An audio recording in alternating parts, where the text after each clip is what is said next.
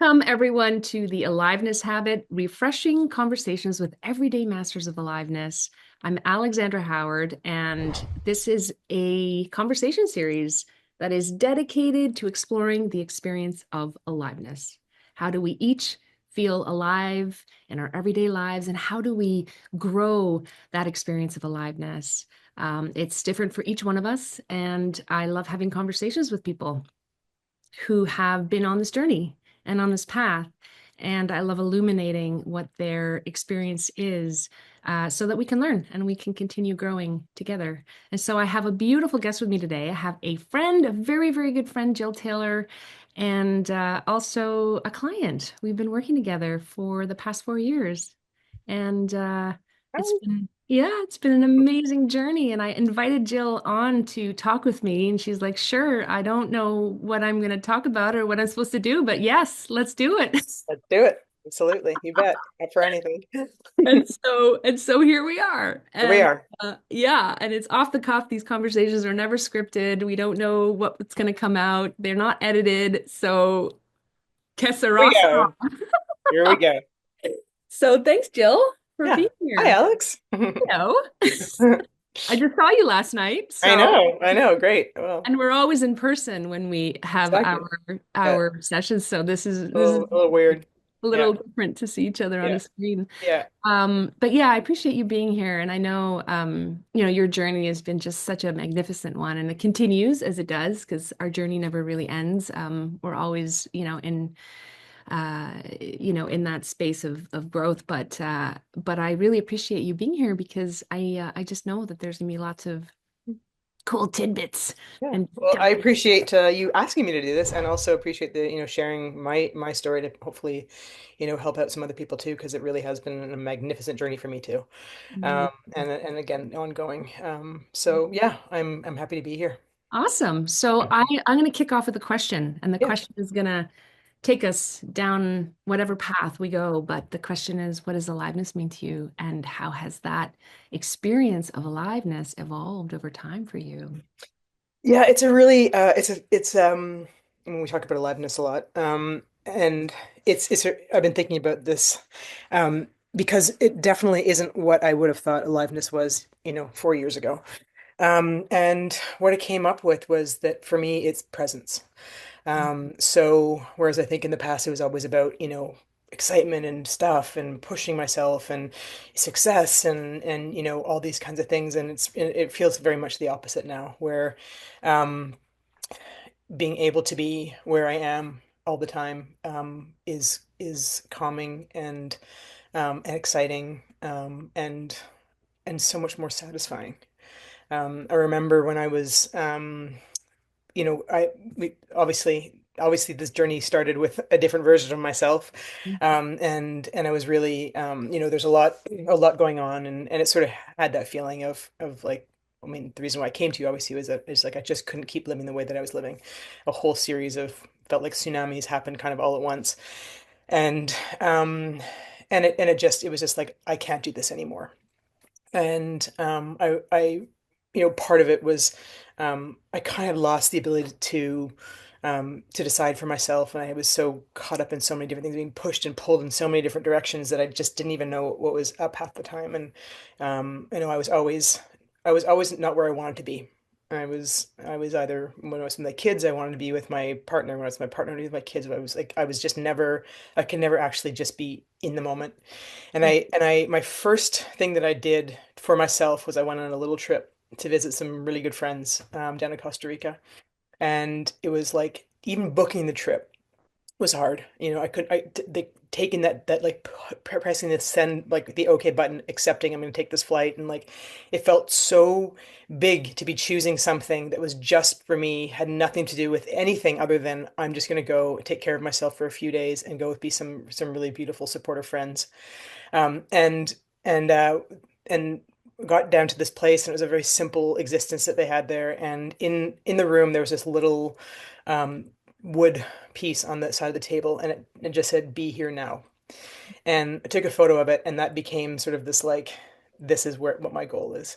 And that is, it's all over. I've got it in my mirror in my bathroom. I have it on like different places, and it really is. something that it really struck me. I remember like reading that, and that's, where I feel I am, and that is what is that's for me is aliveness, is that because I'm alive, like I'm here.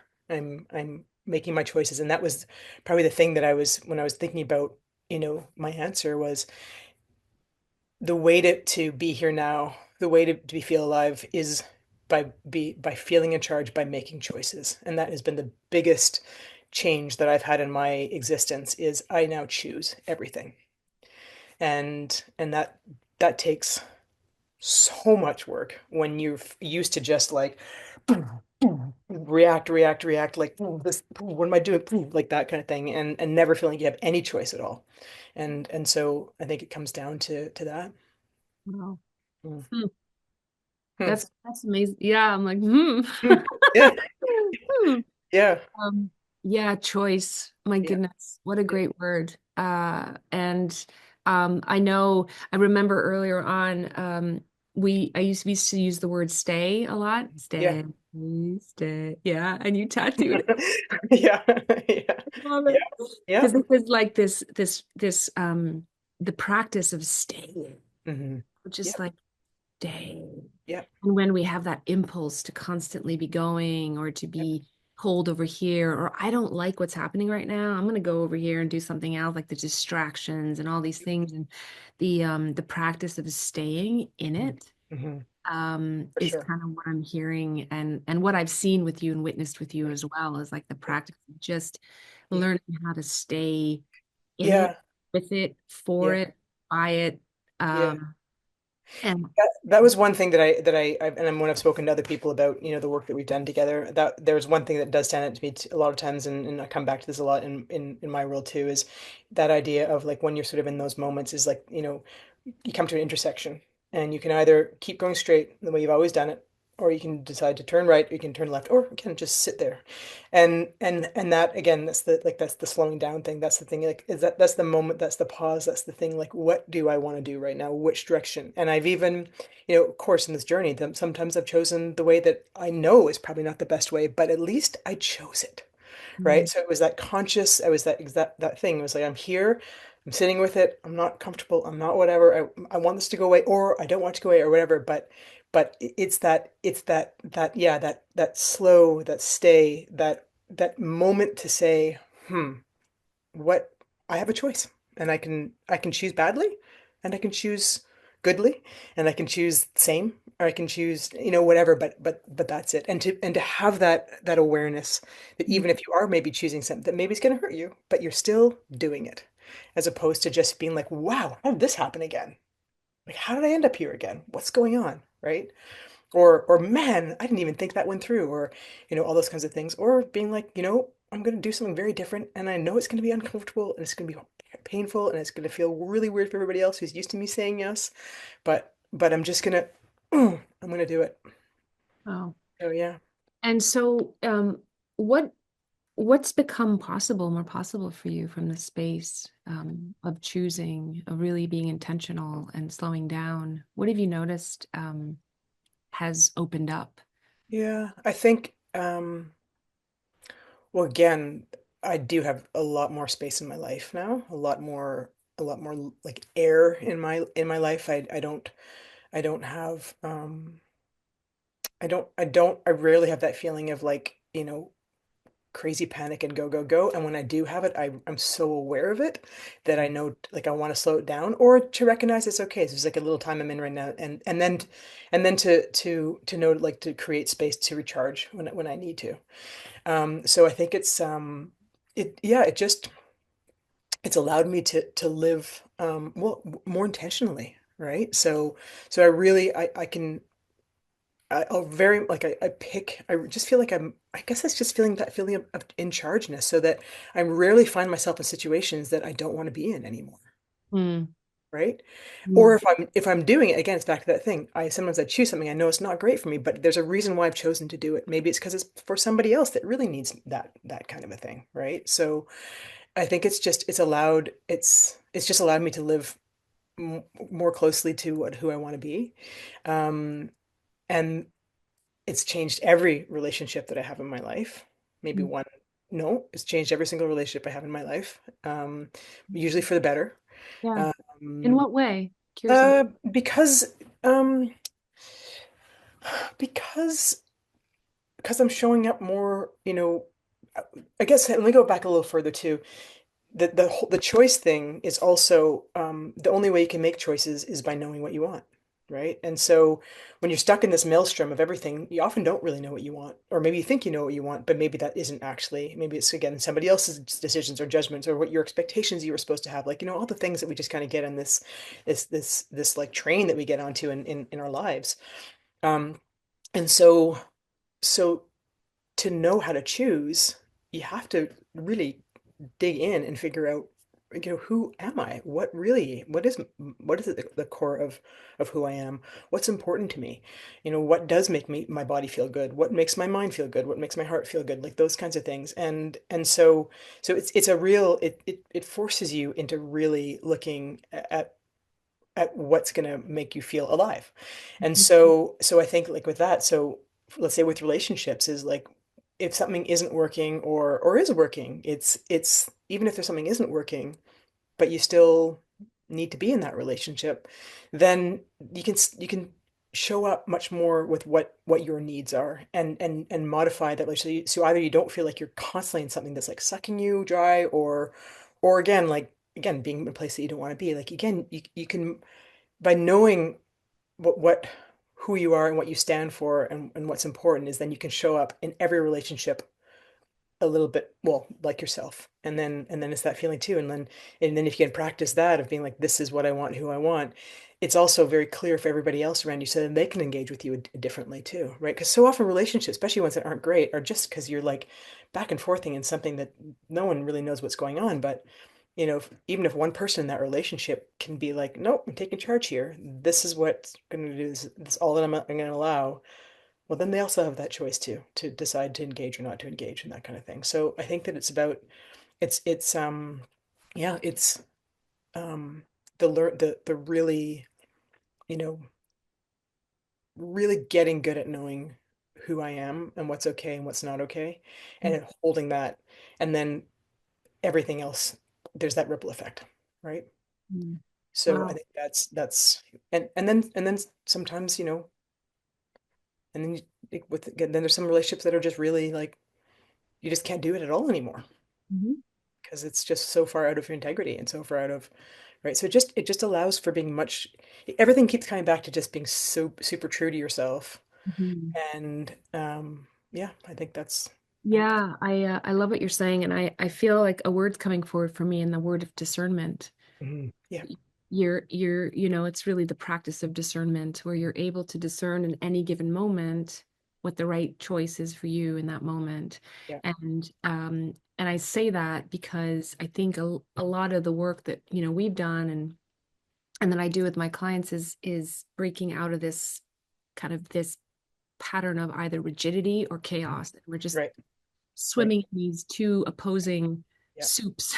yeah, um, and it's like this space of discernment that we cultivate over time. And I say over time because it really is over time, as you know, mhm, um, is just this beautiful space of flexibility and adaptability, but where you're not losing yourself yeah, and you're always being you're always in relationship with yourself in that space, but you're very aware of the context in which you find yourself. yeah, And it's something that I've really witnessed with you and really have um have really appreciated mhm, the discernment. And I think it's just such a hard space mhm, to really train in and practice. And I think it's an ongoing work for mhm. the rest of our lives, quite frankly. Yeah, I totally agree, and I think the thing that's really tricky about it is just that is what you've helped me really work with too is like don't ignore your body, right? So pay attention to what's going on there when things are going off. And I think the tricky thing is obviously when you're coming from a past of having a whole lot of things that are really really scary, for whatever reason, is that we all realize when we kind of get to this point that your body's been talking to you the whole time, Yeah. right? And then, but the point is that, and this is what we know too, is like everything is so slow. Like you can't change things overnight. Mhm. And so in this like this processing of like this practicing discernment is exactly that. It's like the alarm bells are going off right now, right? Why? And that's it too. Again, it's that slow, it's the why, that kind of thing. And then is it real? Like, is this actually an alarm or is this like a residual of something that feels familiar? And then being able to, again, that's exactly it is, okay, this situation feels very similar to me. My body is telling me danger, danger, danger. And then I go, wait a sec, Mhm. maybe it isn't dangerous. Maybe it's feels dangerous. But actually, again, this is the discernment. This whole situation is very different. This person is different. This environment is different. And so it's like, okay, thanks for letting me know that maybe there's something to be aware of, but then also being able to say thank you. And now I'm gonna like, decide, yes, whether this is, a mouse or a tiger in the woods, right? And so, Yeah. and it is a process. It takes, again, back to what we worked on in the early days. And it's funny because I don't really remember what we did because I was, such a squirrel. But I just remember it being very methodical, right? That's what I liked about it was there was a method, right? And as we were going along too, and I often wish that I could kind of go back and like observe myself and be like, wow, you were totally unglued at the beginning. But I can remember. That feeling of every week we'd start something and you give me homework and I'd do my stuff and I'd show up with something and then very often the thing I wanted to talk to you about was you're like, and this week we're going to talk about this, and I'm like, wait a sec. And then it made me realize too. I was like, well, duh, this is like, because it's a method, and you're unwinding these things, and as we you know there's a science to it, and as we unwind, this is what sort of comes up. And so in that, again, there's like little pockets of things that really stand out. And I remember the same thing too, like, the yellow, the green, red, yellow. And it being like, you never want to be in red zone ever for anything. Nothing happens there. And you want to live as much as in the green zone as you can, but you gotta push it into the yellow zone, right? And that's same thing too, like that idea of just like the slowness of everything, right? And it takes a long time to discern. And that's still an ongoing thing for sure, right? But because it's like and that's what I would do too. I remember being like, I'm going to test something out here in something that doesn't really matter, but I'm going to stand up for myself in this situation. If it doesn't go right, it doesn't go right. But it was these teeny tiny little things. And now it's, all these things are becoming much more, um, just second nature, right? But Exactly.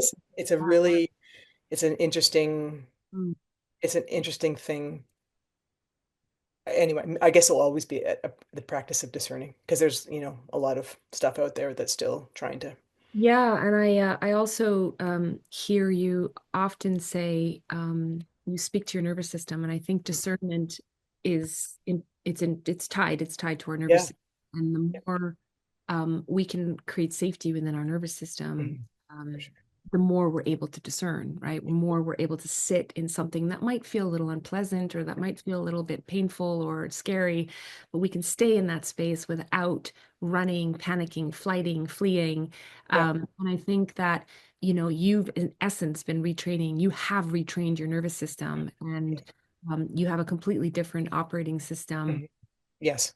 that now you Yeah. pay exquisite, I would say, and I would use that word, you pay exquisite Agreed. attention to it. And it really does stem from the body, as you say. And I love that you share that because I think aliveness lives in Mhm. our body. Oh, for sure. Absolutely. No question. Yeah.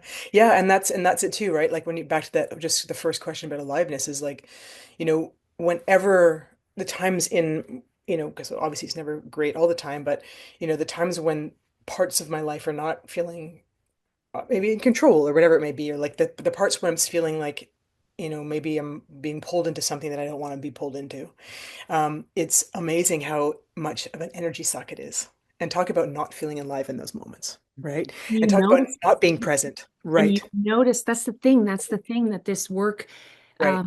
it's almost like it's embodied. It's Yes. not something Totally. that you have to think about. It's like it Yeah. just becomes so embodied that Yeah. your body Yeah. tells you you're in Totally. relationship Yeah. with it.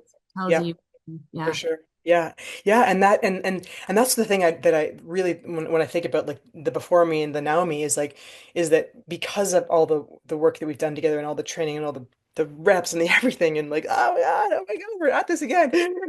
It's never gonna end. Right? But it obviously I've really slow everything down and feel calm most of the time.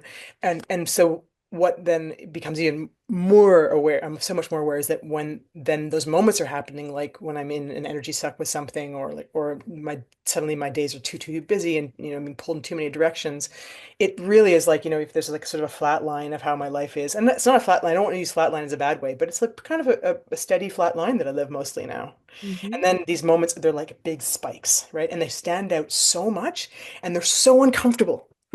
It's like I don't want it at all anymore, right? And I think about that used to be my norm. Like that was my all the time, right? And so that's also so interesting to like when your body just gets taken over by these energy sucks of things that are just don't fit anymore. And And I hard. think that's really beautiful what you say, because I want to just be clear for anybody listening, like you are one of the best dentists in the city, and dentistry is no joke. So like you are, you're a high performing athlete, you get on podiums. Like, you are a high performing, high functioning, excellence is your value, schlep, you're out there like crushing it. And so I just want to be clear about that too, because I think in that context, like what you say, you're able to live in the space where you feel like there's spaciousness. Like, Yeah. what? Yeah, right. What? Yeah. Like, are you Yeah. kidding me? So I think that's so beautiful to hear that that's possible. And I think anybody listening, like, it is possible Yeah. to live a full, dynamic, life Yeah. uh, with space, with Yeah. spaciousness Yeah. and Agreed. discernment. Yeah. Yeah. Yeah. Yeah, and it is, I mean, in my situation, you know, and I think when I speak to people, it's often like people's worlds just get a little smaller, right? But it's kind of cool that that is actually okay, right? And instead of like having to always sort of like look for a distraction or something, or like someone to fill the cup and that kind of thing, is that I guess I'm going to say something that almost sounds like I'm kind of contradicting myself, but like I spend a lot more time alone now Mhm. with like willingly, but that's not like that's so I would think, well, maybe that's why I've got more space. That's not it. Like they're two sort of separate things, right? It's like even within my full world, I feel much more space, and I also choose to spend a lot more time on my own, but in a really like like it's a great thing. I love my times to recharge my batteries. I love, like And you and used to hate it, like you totally. It was so not uncomfortable. It one was the second alone. most Yeah. uncomfortable thing in the Yeah. world. It Yeah. really was. Yeah. And it is for most people. For sure. For Yeah. sure. Yeah. Yeah. So it's pretty cool. I mean, again, you can tell like I do. I have a great existence now. A really great Yeah. existence. And I think you've become friends with yourself. Mhm. I mean, at the Yeah. at the end of Some the days day, I'm not. Some days I'm a little hard on some myself. days we're a little like, yeah, kind Yeah, of, yeah, you exactly. could go have a seat in the corner and say Yeah, that. yeah. Yeah. But like anybody that can actually legit spend time with themselves and seek that as a refuge and as Yeah. a space of safety and of comfort Yeah. has, I think, Yeah. made friends with themselves. Yeah, totally. Yeah. And then it also reflects too in raising my kids, right? Like that's also I'm really, I think it's really important for them to see that too. Like, everything doesn't always have to be fun all the time. It doesn't have to be like hair on fire fun. That isn't the definition of a great life. And so to be able to see my kids too, be able to enjoy a little time alone, or, us snuggling together reading a book or that kind of a thing. And like those little things are, whereas the world is just at people all the time, more and more, faster, faster, faster, like do things like be busy all the time. And it's cool to see my kids be able to go between those worlds, right? Like be able to Mm. live in a world that is obviously pretty stimulating and exciting and fun and amazing. Their brains are, changing and developing, and they're taking it all in. But for them to also be able to, just delight in those little quiet moments, and yeah, so it feels good to be able to show that to my kids too.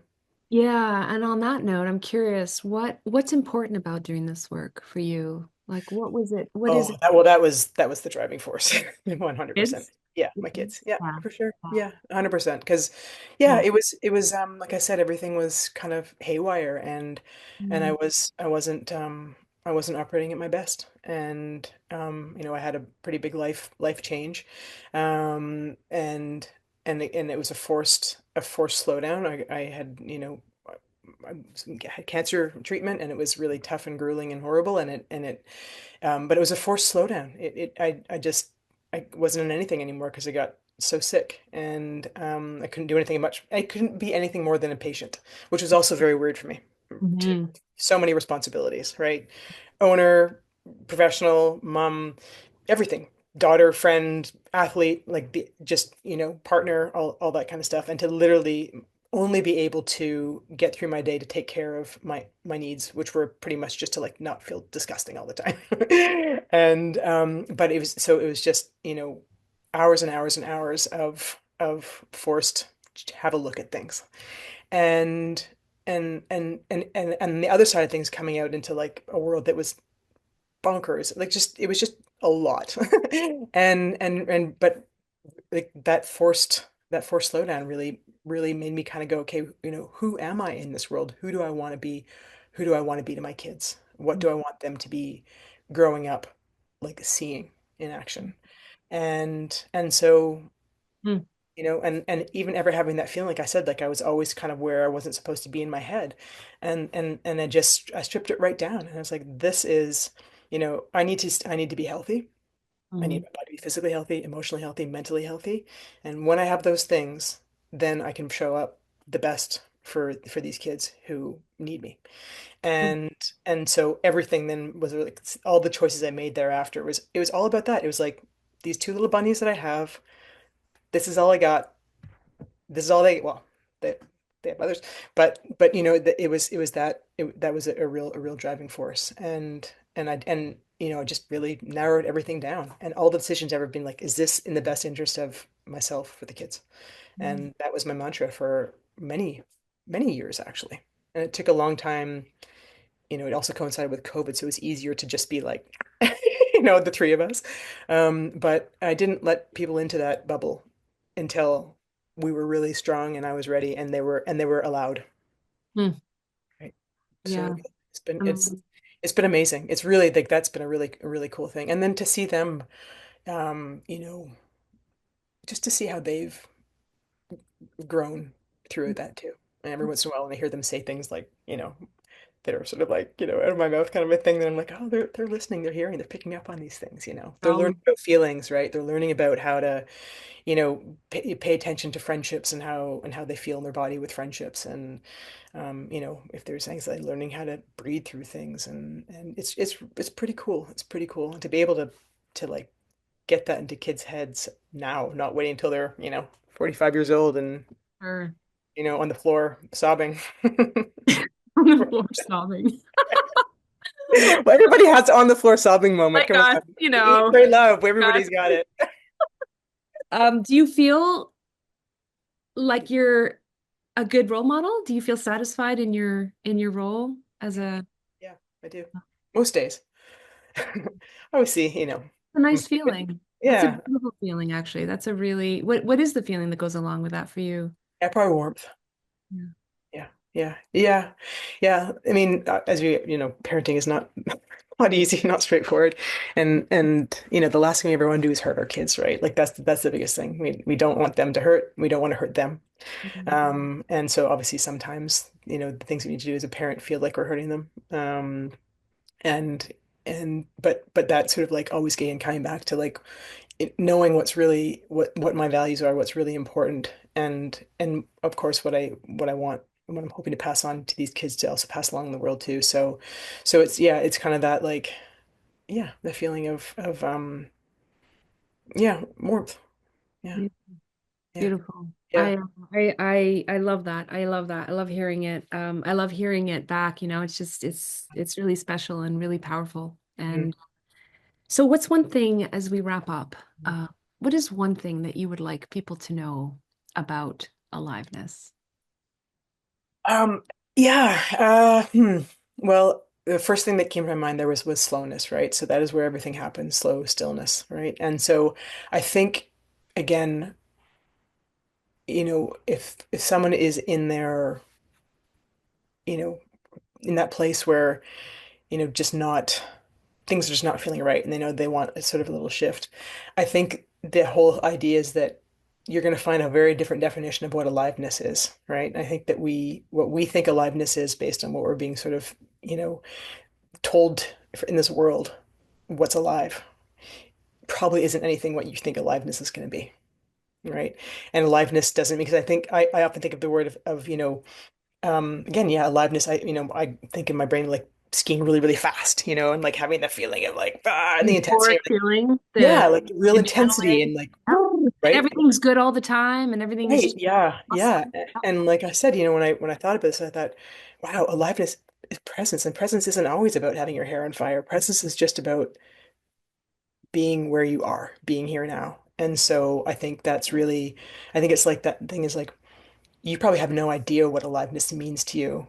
It's super exciting to know what it's going to look like on the other side, right? And yeah, Amazing. Oh, thank you so much for sharing, Jill. It's been a real pleasure talking to you like this. yeah, me too. And as you know, I'm grateful every day for our time together. It's been unbelievably helpful and a life changer, 1,000%. And also because of what I've learned with you, I've been able to also, again, the ripple effect, right? And whether people, end up getting their own help or not, but just the even my sharing my stories. I mean, that's one thing I do a lot actually is my, as a therapist in my office is, I do often share a lot of some of the things that I've gone through to to give people sort of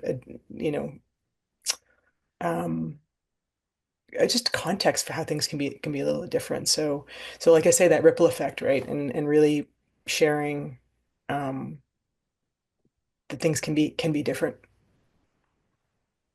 I right? love that. Things Yeah, can be different, things can be, and yeah, and the multiplier effect of this yeah, work.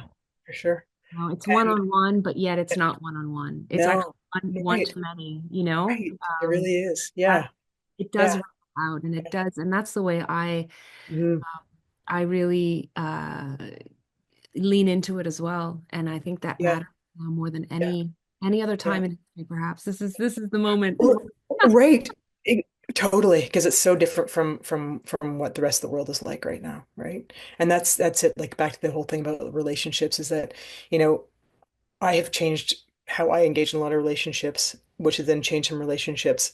So that in itself, right there, if I multiply, like if there's 10 relationships in my life that are different, well, that's 10 people that are engaging a little different. And we know that, again, back to the role modeling with kids, if you see somebody doing something a certain way, it gives you a bit more confidence to do something. You're maybe change things a little Yeah. bit too, And right? permission for someone else to do it differently, Yeah, right? So yeah, we can't underestimate the power yeah, of, yeah, uh, yeah, of stepping in yeah. our power gives other people permission Bingo. to step in theirs. Yeah, yeah, I 100% agree with you there. yeah, yeah, yeah. Anyway, thank you. Jill, As you know, thank you for everything that you are and everything you bring to this world.